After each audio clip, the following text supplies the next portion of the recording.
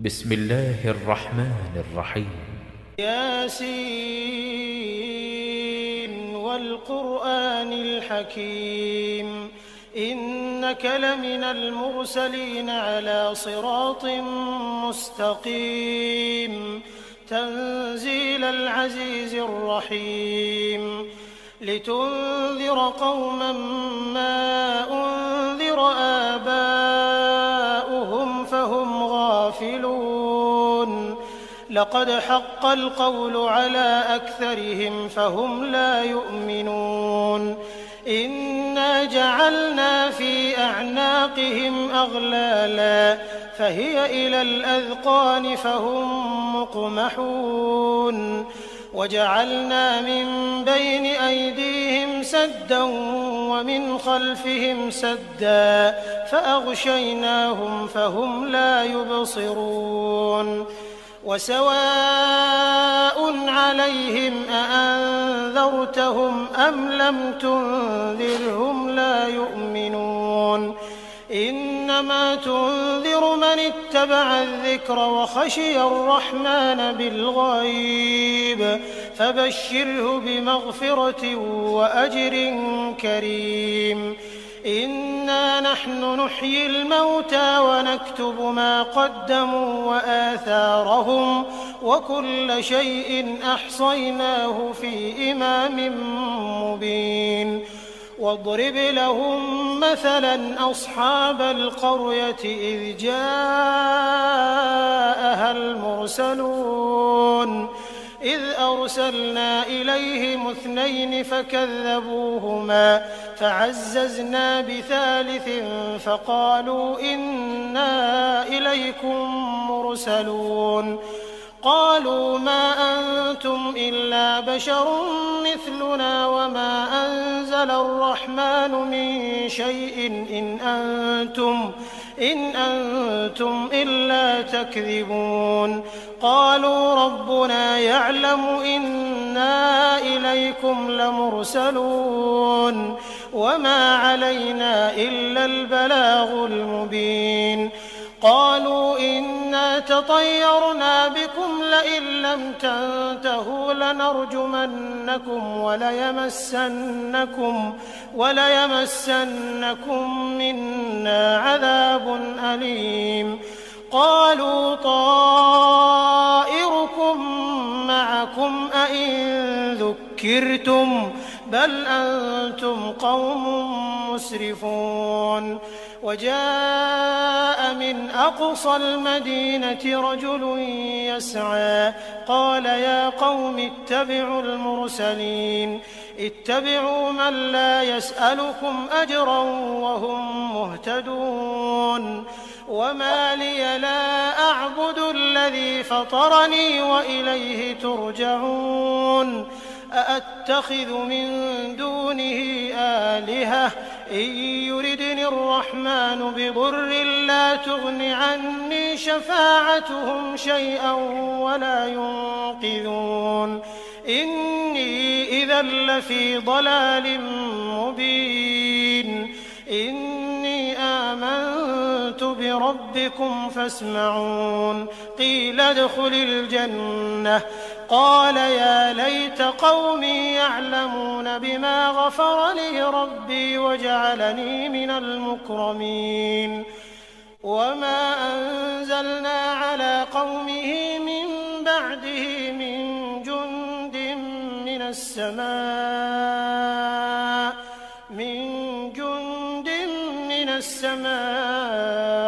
وما كنا منزلين إن كانت إلا صيحة واحدة فإذا هم خامدون يا حسرة على العباد ما يأتيهم من رسول إلا كانوا به يستهزئون ألم يروا كم أهلكنا قبلهم من القرون أنهم إليهم لا يرجعون وإن كل لما جميع لدينا محضرون وآية لهم الأرض الميتة أحييناها فأخرجنا منها حبا فمنه يأكلون وجعلنا فيها جنات من نخيل وأعناب وفجرنا فيها من العيون ليأكلوا من ثمره وما عملته أيديهم أفلا يشكرون سبحان الذي خلق الأزواج كلها مما تنبت الأرض ومن أنفسهم ومما لا يعلمون وآية لهم الليل نسلخ منه النهار فإذا هم مظلمون والشمس تجري لمستقر لها ذلك تقدير العزيز العليم والقمر قدرناه منازل حتى عاد كالعرجون القديم لا الشمس ينبغي لها أن تدرك القمر ولا الليل سابق النهار وكل في فلك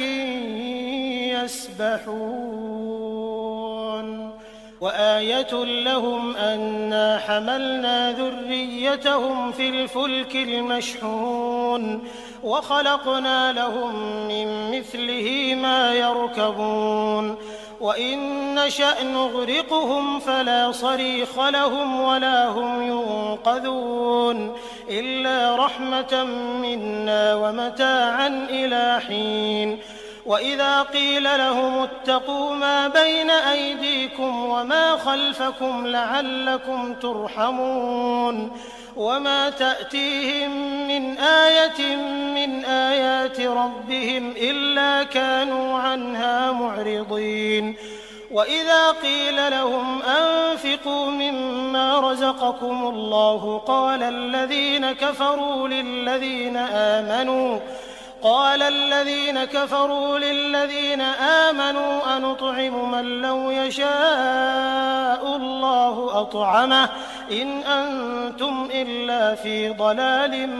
مبين ويقولون متى هذا الوعد إن كنتم صادقين ما ينظرون إلا صيحة واحدة تأخذهم وهم يخصمون فلا يستطيعون توصية ولا إلى أهلهم يرجعون ونفخ في الصور فإذا هم من الأجداث إلى ربهم ينسلون قالوا يا ويلنا من بعثنا من مرقدنا هذا ما وعد الرحمن وصدق المرسلون إن كانت إلا صيحة واحدة فإذا هم جميع لدينا محضرون فاليوم لا تظلم نفس شيئا ولا تجزون إلا ما كنتم تعملون إن أصحاب الجنة اليوم في شغل فاكهون هم وأزواجهم في ظلال على الأرائك متكئون لهم فيها فاكهة ولهم ما يدعون سلام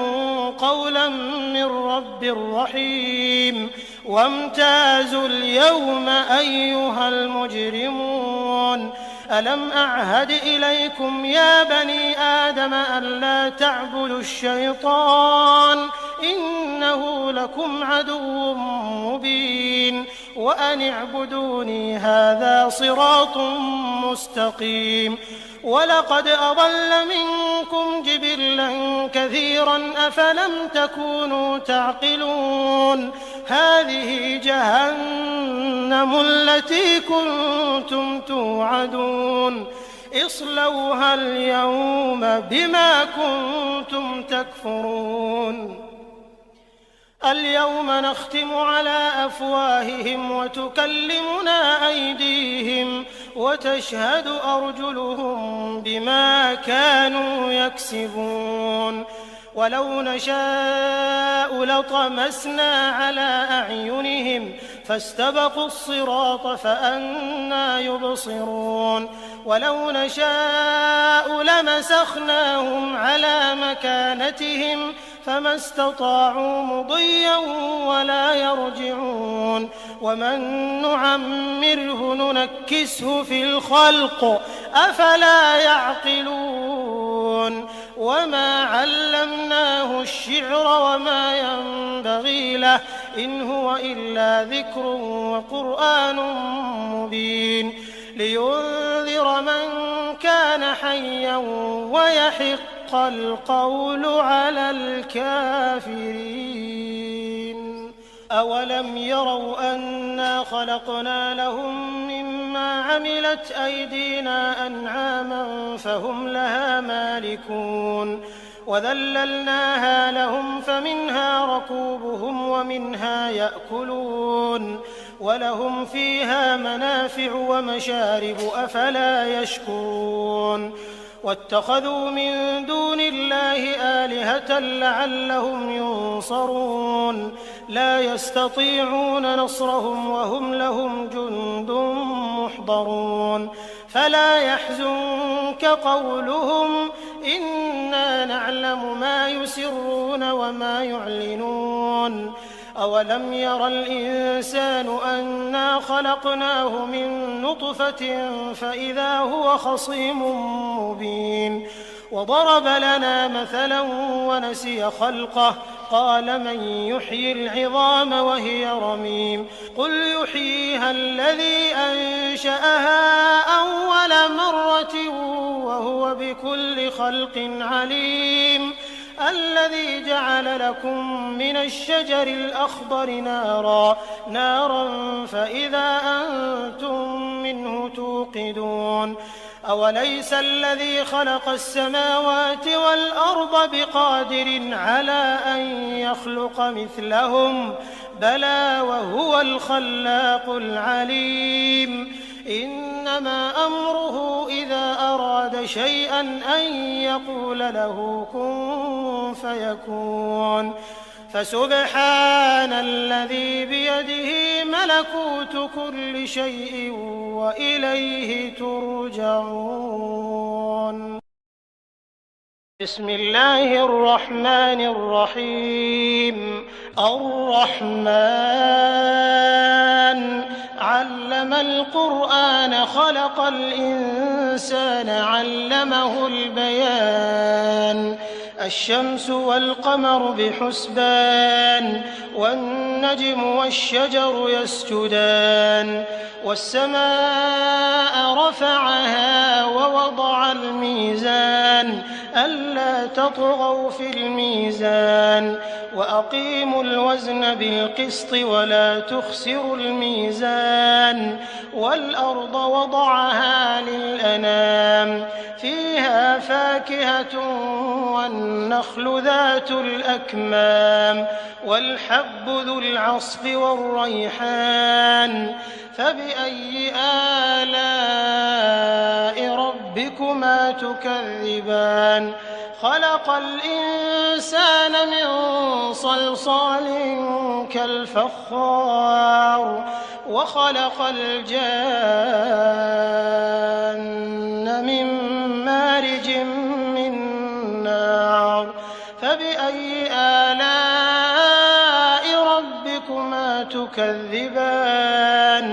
رب المشرقين ورب المغربين فبأي آلاء ربكما تكذبان مرج البحرين يلتقيان بينهما برزخ لا يبغيان فبأي آلاء ربكما تكذبان يخرج منهما اللؤلؤ والمرجان فبأي آلاء ربكما تكذبان وله الجوار المنشآت في البحر كالأعلام فبأي آلاء ربكما تكذبان كل من عليها فان ويبقى وجه ربك ذو الجلال والإكرام والإكرام فبأي آلاء ربكما تكذبان يسأله من في السماوات والأرض كل يوم هو في شأن فبأي آلاء ربكما تكذبان سنفرغ لكم أيها الثقلان فبأي آلاء ربكما تكذبان يا معشر الجن والإنس إن استطعتم أن تنفذوا من أقطار السماوات والأرض فانفذوا لا تنفذون إلا بسلطان فبأي آلاء ربكما تكذبان يرسل عليكما شواظ من نار ونحاس فلا تنتصران فبأي آلاء ربكما تكذبان فإذا انشقت السماء فكانت وردة كالدهان فبأي آلاء ربكما تكذبان فيومئذ لا يسأل عن ذنبه إنس ولا جان فبأي آلاء ربكما تكذبان يعرف المجرمون بسيماهم فيؤخذ بالنواصي والأقدام فبأي آلاء ربكما تكذبان هذه جهنم التي يكذب بها المجرمون يطوفون بينها وبين حميم آن فبأي آلاء ربكما تكذبان ولمن خاف مقام ربه جنتان فبأي آلاء ربكما تكذبان ذواتا أفنان فبأي آلاء ربكما تكذبان فيهما عينان تجريان فبأي آلاء ربكما تكذبان فيهما من كل فاكهة زوجان فبأي آلاء ربكما تكذبان متكئين على فرش بطائنها من استبرق وجنى الجنتين دان فبأي آلاء ربكما تكذبان فيهن قاصرات الطرف لم يطمثهن إنس قبلهم ولا جان فبأي آلاء ربكما تكذبان كأنهن الياقوت والمرجان فبأي آلاء ربكما تكذبان هل جزاء الإحسان إلا الإحسان فبأي آلاء ربكما تكذبان ومن دونهما جنتان فبأي آلاء ربكما تكذبان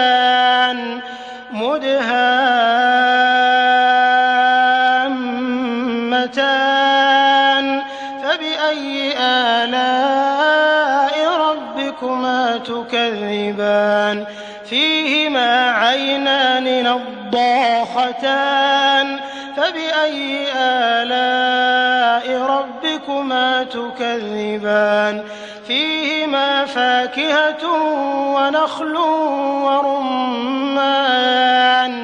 فبأي آلاء ربكما تكذبان فيهن خيرات حسان فبأي آلاء ربكما تكذبان حور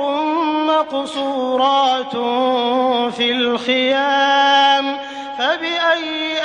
آلاء ربكما تكذبان لم يطمثهن إنس قبلهم ولا جان فبأي آلاء ربكما تكذبان متكئين على رفرف خضر وعبقري حسان فبأي آلاء ربكما تكذبان تبارك اسم ربك ذي الجلال والإكرام. بسم الله الرحمن الرحيم.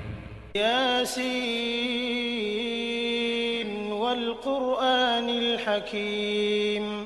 إنك لمن المرسلين على صراط مستقيم تنزيل العزيز الرحيم لتنذر قوما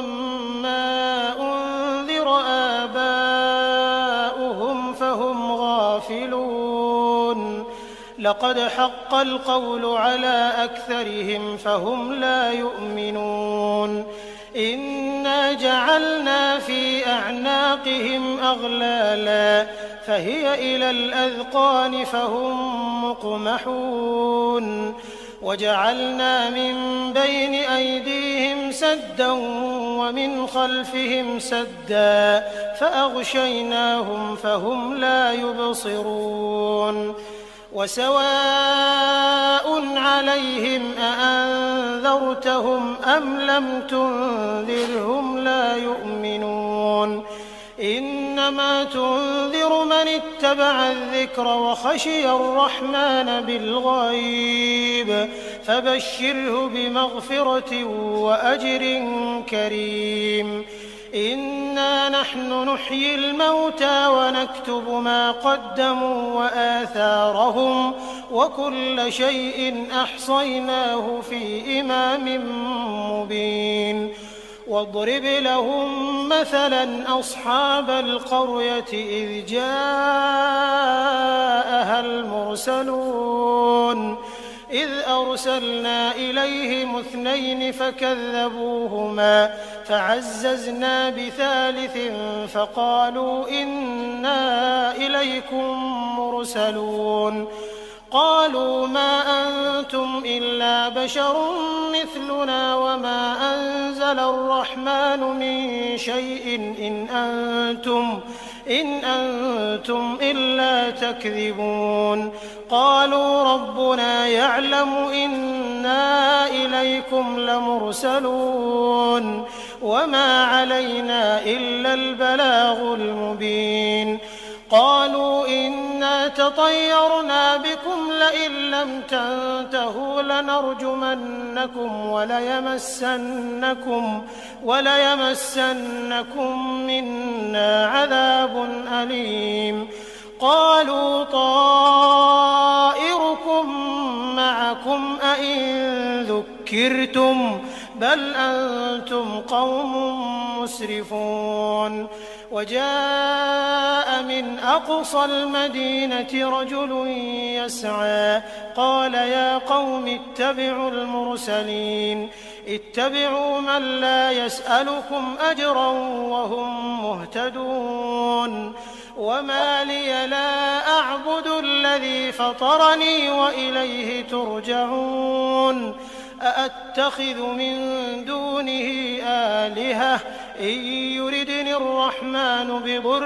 لا تغن عني شفاعتهم شيئا ولا ينقذون إني إذا لفي ضلال مبين إني آمنت بربكم فاسمعون قيل ادخل الجنة قال يا ليت قومي يعلمون بما غفر لي ربي وجعلني من المكرمين وما أنزلنا على قومه من بعده من جند من السماء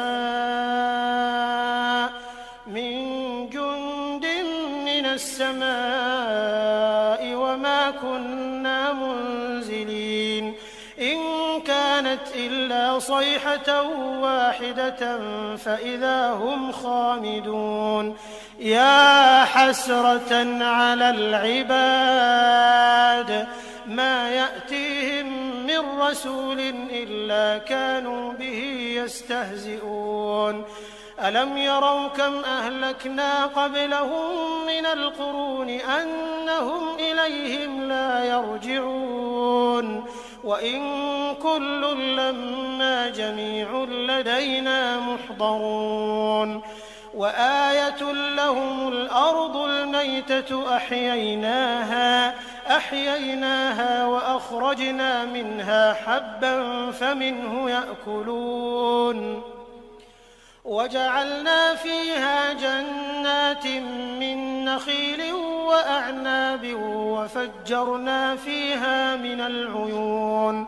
ليأكلوا من ثمره وما عملته أيديهم أفلا يشكرون سبحان الذي خلق الأزواج كلها مما تنبت الأرض ومن أنفسهم ومما لا يعلمون وآية لهم الليل نسلخ منه النهار فإذا هم مظلمون والشمس تجري لمستقر لها ذلك تقدير العزيز العليم والقمر قدرناه منازل حتى عاد كالعرجون القديم لا الشمس ينبغي لها أن تدرك القمر ولا الليل سابق النهار وكل في فلك يسبحون وآية لهم أنا حملنا ذريتهم في الفلك المشحون وخلقنا لهم من مثله ما يركبون وإن نشأ نغرقهم فلا صريخ لهم ولا هم ينقذون إلا رحمة منا ومتاعا إلى حين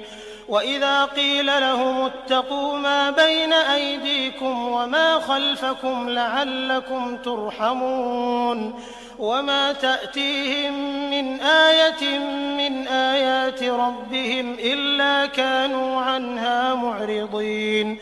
وإذا قيل لهم أنفقوا مما رزقكم الله قال الذين كفروا للذين آمنوا أنطعم من لو يشاء الله أطعمه إن أنتم إلا في ضلال مبين ويقولون متى هذا الوعد إن كنتم صادقين ما ينظرون إلا صيحة واحدة تأخذهم وهم يخصمون فلا يستطيعون توصية ولا إلى أهلهم يرجعون ونفخ في الصور فإذا هم من الأجداث إلى ربهم ينسلون قالوا يا ويلنا من بعثنا من مرقدنا هذا ما وعد الرحمن وصدق المرسلون إن كانت إلا صيحة واحدة فإذا هم جميع لدينا محضرون فاليوم لا تظلم نفس شيئا ولا تجزون إلا ما كنتم تعملون إن أصحاب الجنة اليوم في شغل فاكهون هم وأزواجهم في ظلال على الأرائك متكئون لهم فيها فاكهة ولهم ما يدعون سلام قولا من رب رحيم وامتازوا اليوم أيها المجرمون ألم أعهد إليكم يا بني آدم ألا تعبدوا الشيطان إنه لكم عدو مبين وأن اعبدوني هذا صراط مستقيم ولقد أضل منكم جبلا كثيرا أفلم تكونوا تعقلون هذه جهنم التي كنتم توعدون اصلوها اليوم بما كنتم تكفرون اليوم نختم على أفواههم وتكلمنا أيديهم وتشهد أرجلهم بما كانوا يكسبون ولو نشاء لطمسنا على أعينهم فاستبقوا الصراط فأنى يبصرون ولو نشاء لمسخناهم على مكانتهم فما استطاعوا مضيا ولا يرجعون ومن نعمره ننكسه في الخلق أفلا يعقلون وما علمناه الشعر وما ينبغي له إن هو إلا ذكر وقرآن مبين لينذر من كان حيا ويحق القول على الكافرين أولم يروا أنا خلقنا لهم مما عملت أيدينا أنعاما فهم لها مالكون وذللناها لهم فمنها ركوبهم ومنها يأكلون ولهم فيها منافع ومشارب أفلا يشكرون واتخذوا من دون الله آلهة لعلهم ينصرون لا يستطيعون نصرهم وهم لهم جند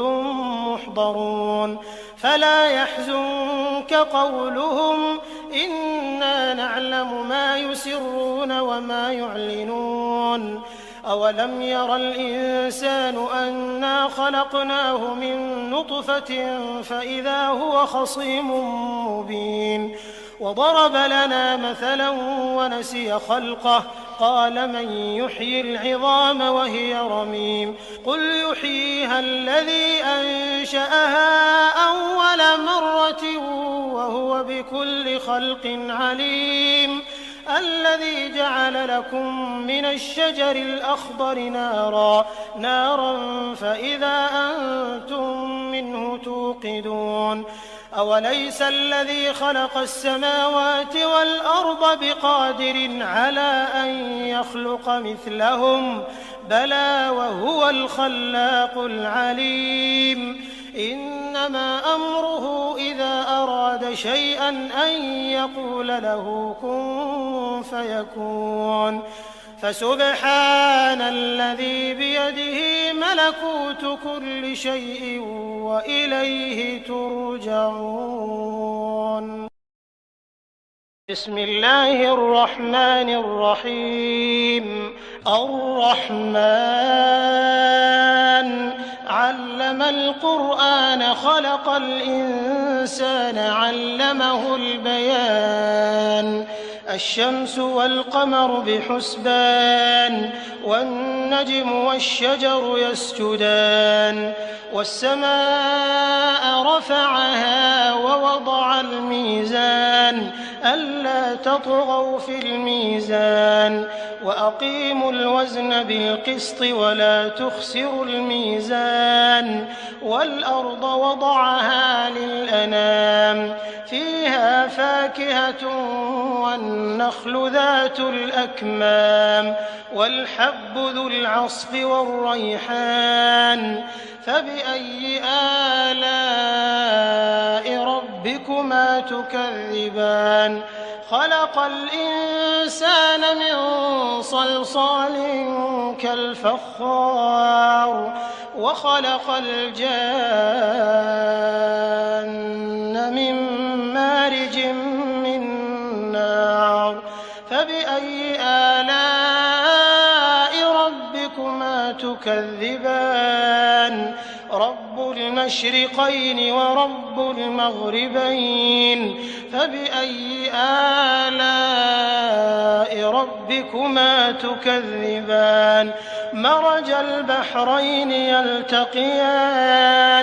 بينهما برزخ لا يبغيان فبأي آلاء ربكما تكذبان يخرج منهما اللؤلؤ والمرجان فبأي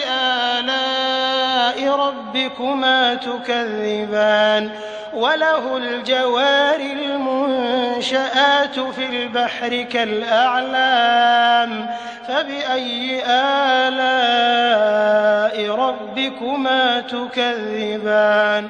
كل من عليها فان ويبقى وجه ربك ذو الجلال والإكرام فبأي آلاء ربكما تكذبان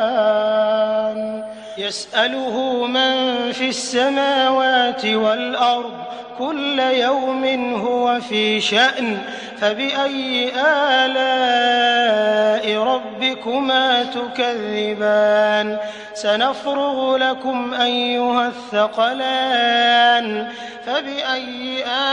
آلاء ربكما تكذبان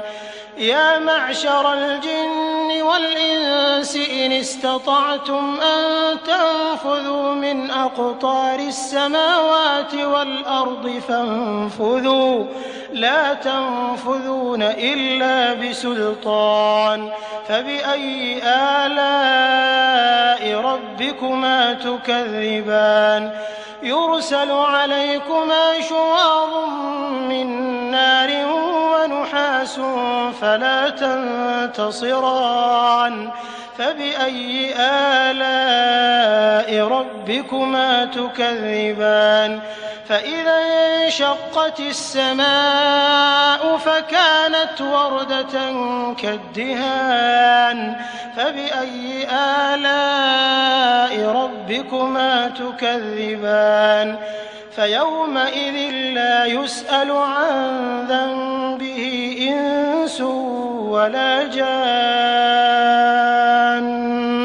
فبأي آلاء ربكما تكذبان يعرف المجرمون بسيماهم فيؤخذ بالنواصي والأقدام فبأي آلاء ربكما تكذبان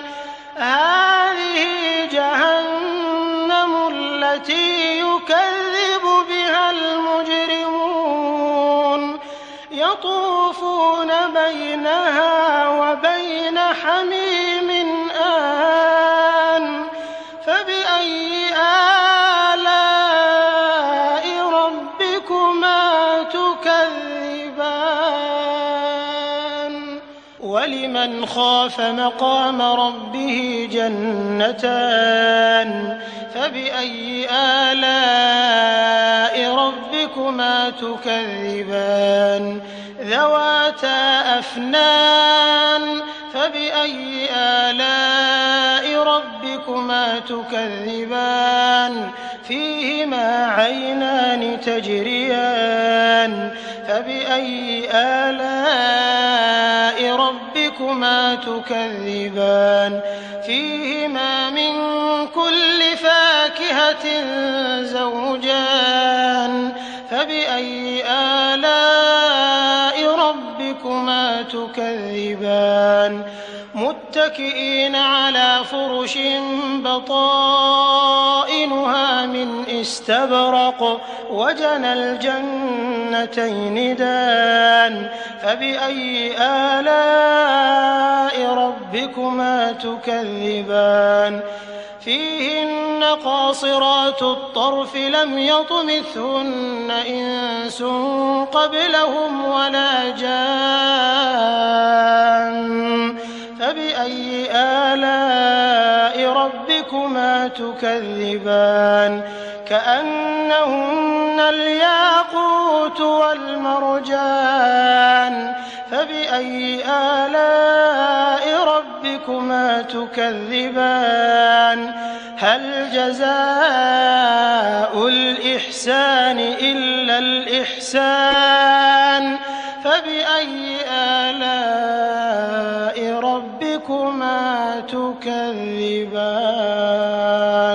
ومن دونهما جنتان فبأي آلاء ربكما تكذبان